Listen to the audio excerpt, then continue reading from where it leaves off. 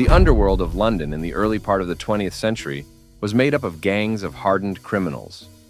Gang wars and greed for wealth were the order of the day, and it was hard to attack the criminal cartels that had set up camps in the heart of the metropolis. And, in the dark alleys of this man's world, a new empire was being born, one of women. Hidden, unrecognized, and dreaded by those who knew about them, the 40 Elephants gang was unlike any other. This story is not just about a gang, but it is about a woman who rose against all the odds, proved all her critics wrong, and went on to create a criminal empire that still resonates today. Prepare to feel for Alice Diamond and the 40 Elephants, the most fearsome females in Britain's criminal network.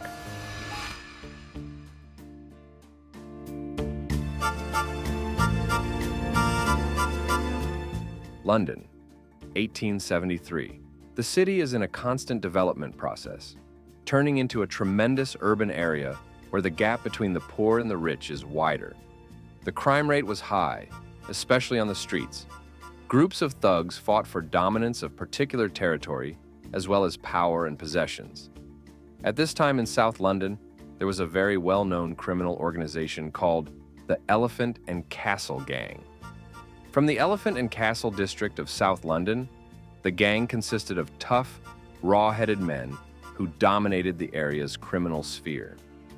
The activities of the gang ranged from burglary to smuggling, extortion to street robbery, and all other forms got to an alarming stage. These were powerful gangs, which ruled the underground criminal world of London. Yet, the Elephant and Castle Gang was not just a muscle brigade. They were entrepreneurs creating one network of criminal businesses that extended its operation beyond South London.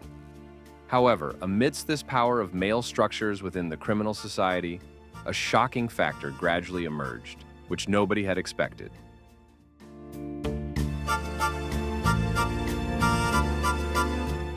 As the Elephant and Castle Gang started working more, there was a certain division among them in terms of gender, to the establishment of which an all-female branch was created, since the society did not pay attention to women entering and participating in crime.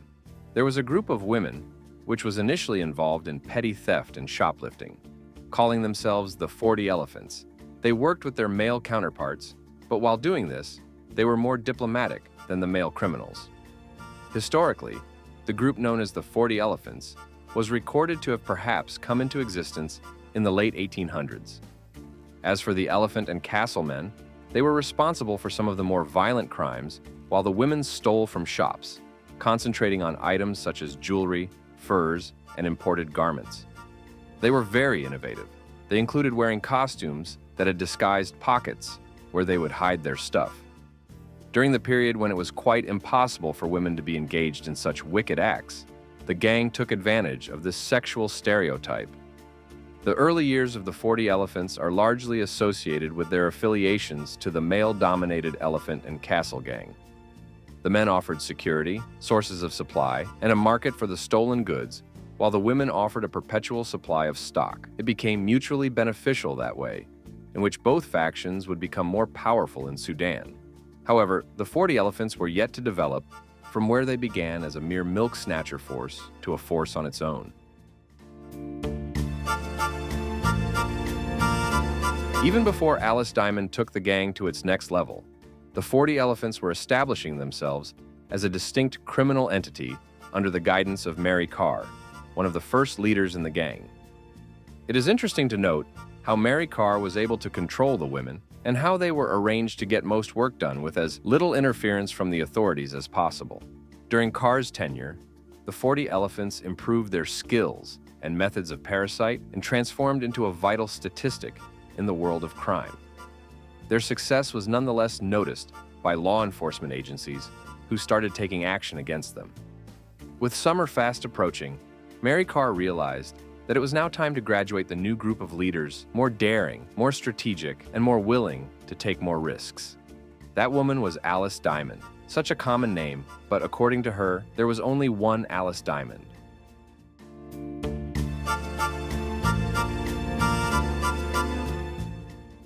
Born in the year 1896, Alice Diamond featured in a society where crime was not just an option, but rather a means to survival.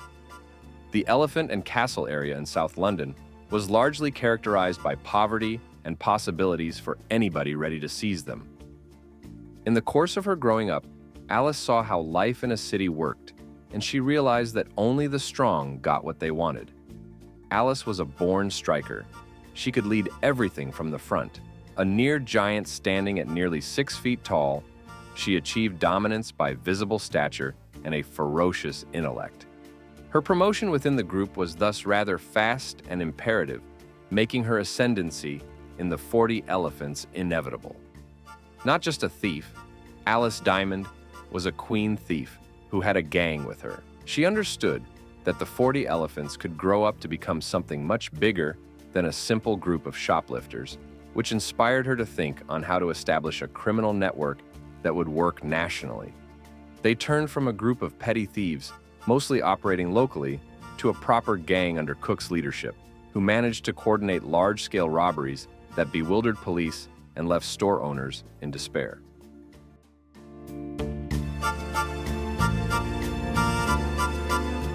Alice was already preparing herself to take leadership of the movement when Mary Carr stepped back from the position in the early 1910s.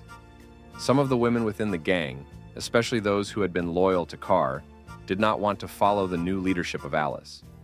However, this did not deter Alice. This is how she comprehended that control is not only about loyalty, but about fear, about the tactics in fulfilling one's aim, about the example. In a series of fights, Alice builds up her leadership role and shows both her willingness to kill and capacity to enforce the consequent respect. According to her, one move that she mastered was the ability to use her rings containing diamonds and fisticuff combats to gain bloody victories over her rivals. This earned her the Diamond Annie nickname, apart from ensuring she was labeled a leader who was not to be messed with. Once in control, Alice proceeded to reorganize the 40 Elephants as a very efficient and well-oiled criminal machine. She brought changes in the rules of the game, codes of conduct, and sanctions for the gang members who wanted to defect. If a person was loyal, the authorities would protect him. Otherwise, he would be punished instantly. Another advantage that Alice had was that she soon started to take the gang's activities outside London as well. She realized that to expand their operation, they were required to broaden their pool of achievers. The gang began to go on shopping holidays, a method whereby they would go to cities like Birmingham, Manchester, and Liverpool because they were not recognizable. These trips would entail large quantities of stolen goods, most of which were taken back to London, where other venues were arranged for selling on the black market. Beyond Alice Diamond, the 40 Elephants had several key figures who played crucial roles in their operations. These individuals were instrumental in the gang's success and contributed to its reputation in the criminal world. Among the notable figures were the gang's lieutenants and specialists. Each of these individuals had a specific role, whether it was in planning, executing heists, or managing the gang's finances. Their expertise and loyalty were vital to the gang's operations and its ability to evade capture.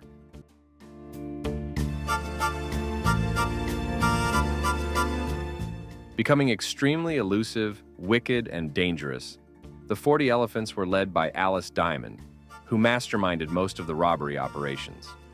They primarily focused on the upper-class consumers traversing the upmarket departmental stores such as Selfridges, Harrods, and Liberty's. The gang's modus operandi was simple but highly effective. Become part of the higher-level society, attack at the right time, and quickly leave unnoticed. To this end, Alice constructed a complex web of scouts, lure, and bolter vehicles, as well as escape drivers. The women would go to these stores in small groups, well-dressed and dressed in the best of garments to deceive the employees. Some, if they were asked to steal, would try to distract the sales assistants in the process and pretend to be interested in other items, and others would take the goods and put them in their magazines, sorting items in special clothes with pockets. The gang also mastered the art of impersonation and counterfeiting documents to obtain houses in any part of the city where they kept the stolen property before selling it in the black market. The latter was so clever that by the time the store owners could only see that something was missing, the 40 elephants had disappeared completely. The 40 elephants operated during a period of significant historical upheaval. World events such as the First World War and the subsequent economic challenges of the 1920s had a profound impact on the gang's operations and strategies. The First World War created a backdrop of chaos and uncertainty. During the war, the gang capitalized on the disrupted economy and weakened security measures to carry out their heists. The post-war economic difficulties further fueled their criminal activities, as people faced financial hardship and the need for quick money became more pressing. Additionally, the social changes brought about by the war and economic shifts influenced the gang's operations. The changing roles of women in society, as well as shifts in public attitudes towards crime, affected how the 40 elephants conducted their business and managed their public image.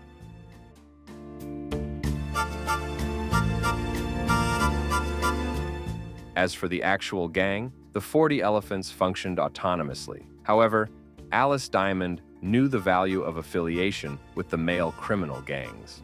This was most evident in their business transactions with the Elephant and Castle gang, who offered violence in the event it was required and assisted in selling pilfered property. Alice's romantic relationships also influenced her leadership. She had one of the most famous relationships with Billy Hill, a London-based gangster who was to evolve into one of the most powerful of the post-war London criminal lords. Hill was running the black market and quite often helped the 40 elephants transport their stolen merchandise. These alliances made Alice fortify her position in the London crime network. This was not widely viewed by the 40 elephants as the females' branch of the Elephant and Castle gang, but as its discrete entity. They gained respect through their working ethic and the standard of their getaways.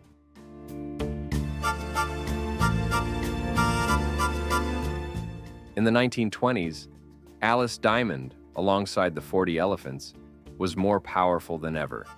Its functioning was so efficient that the gang was able to conduct several robberies in London and other regions, sometimes on different days of the week. The above success made store owners start lobbying the police and demanded they arrest shoplifters alongside putting in place security measures. One of the many brilliant elements of this gang was the fact that they adjusted according to new difficulties. When stores began sealing their products under glass enclosures that could only be opened with keys, the 40 elephants took their diversions to new levels and employed insiders who made the keys.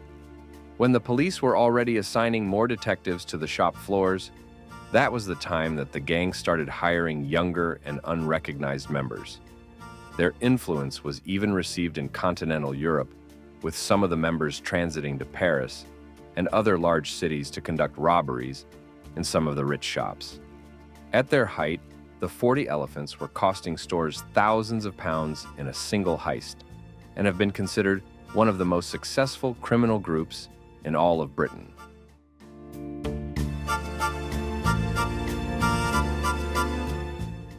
However, by the mid-1920s, the rule of the 40 elephants had begun to decline. As the people in power became familiar with the activities of the gang, the task of dismantling the group was given to the police. Some of the measures included the training of store detectives on how to identify the gang's operations and enacting new laws that focused mainly on shoplifting. But the biggest enemy of Alice Diamond's empire was not from outside it, but within it. With time, most of the gang members became youthful, and as such, there were power struggles in the gang. These were because of internal conflict within the gang, where young women were rebellious against the leadership of Alice. A rather severe betrayal that transpired came from Maggie Hill, who was formerly in the group and turned against Alice by questioning her leadership role. I will also point toward a scene where the two women engage in a fierce fight on the streets in a bid to determine who would control the gang. Even if Alice came out victoriously, the signs of division in the gang were slowly getting out of hand. According to the police records, Alice Diamond was arrested in 1925 because of her involvement in some of the biggest jewel thefts of her time. However, she was spared from getting a long-term imprisonment, which in return relinquished most of her control within the gang. The 40 elephants were eventually handed over to a new generation of women, and while the group existed well beyond Sam's years, the organization never rested the same amount of control as it had with Alice at the helm.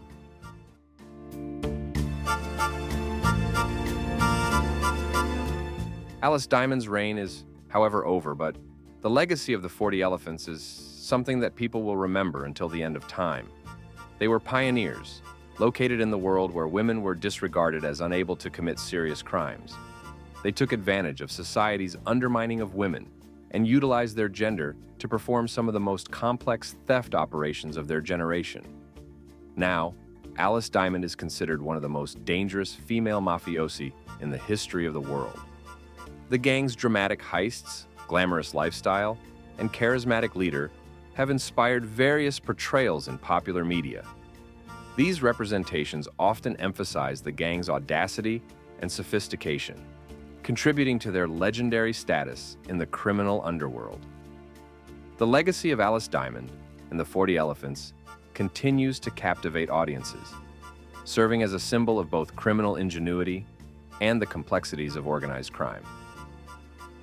Their story remains a powerful narrative about the intersection of crime, gender, and societal norms. Alice Diamond and the 40 Elephants is a narrative about rebellion, growth, and the desire for control in a society that dismissed them. It is therefore not just about theft, but looking at the modern-day female robbers who are paving the way for other females in the criminal world. To fully understand the significance of the 40 Elephants, it is helpful to compare them with other notorious criminal gangs of the time. This comparison highlights the unique aspects of their operations and their place in the broader criminal landscape. While the 40 Elephants were known for their sophistication and focus on high-end thefts, other gangs, such as the Cray twins, were notorious for their violent methods and control over illegal enterprises. The 40 Elephants' approach was characterized by stealth and elegance, contrasting with the more aggressive tactics of their contemporaries. Their excellent story to tell, and it unveils so much about their strength in intelligence, strategy, and spirited determination. Finally, they demonstrated that the best adversaries are stealthy, and they reside where one hardly looks. If this female felony fascinated you, then you got to check the story of Cattle Annie,